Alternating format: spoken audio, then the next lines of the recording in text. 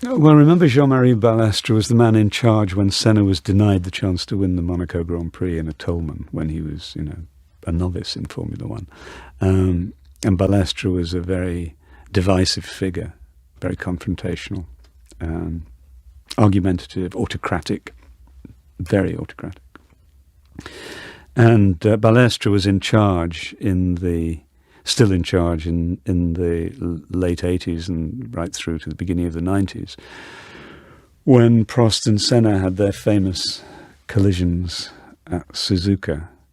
And Balestre was the man who attempted to sanction and suspend or whatever Senna, who felt that he was being discriminated against, probably with some justification.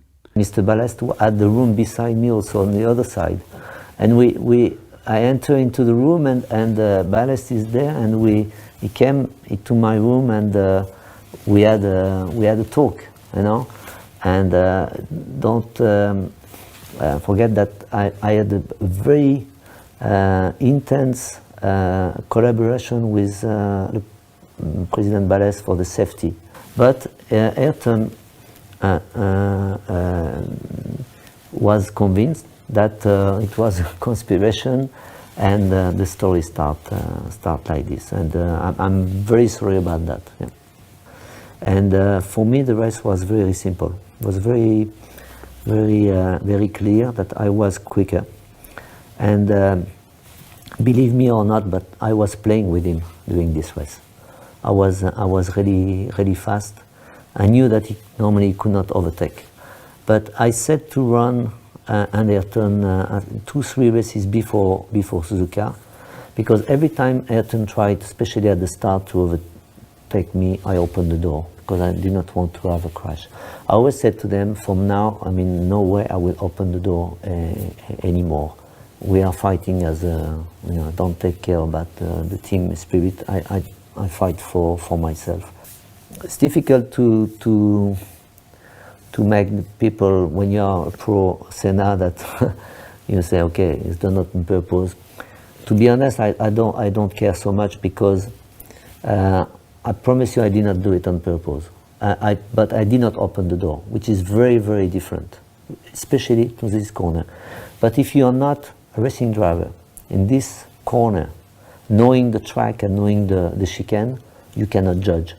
So it's a waste of time to try to explain this situation. It is my opinion. It's a race incident, especially when you are fighting for the championship, knowing that if I wanted to open the door, I could not make the chicane myself. It was a little bit less than not yielding. There was a level of aggression, and that caused cars to collide, which was, let's say, motor racing. But really it was then what unfolded which was just so wrong. I went back to the pits and I saw Ayrton pushed by the marshals and start again. And obviously I was not that happy. And that's it. I went into the garage.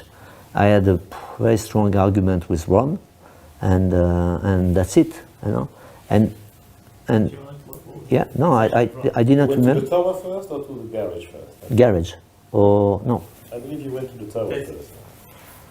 Maybe to the tower. Yeah. Maybe you went. The argument was wrong in the tower. In the tower, yeah, because one was already in the tower, and we had a strong argument there. But in no situation, I was, for example, in the tower with Mr. Balestre alone, for example. That did not happen. I read that many times.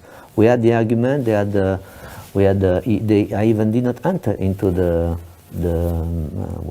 race control. That is the first time that a team has done an appeal and a request against his own driver. So I was in this kind of mood where, honestly, I wanted to be world champion, but everything was possible. And looking at your own team, going so far, I did not know what could happen. Prost was very, very political.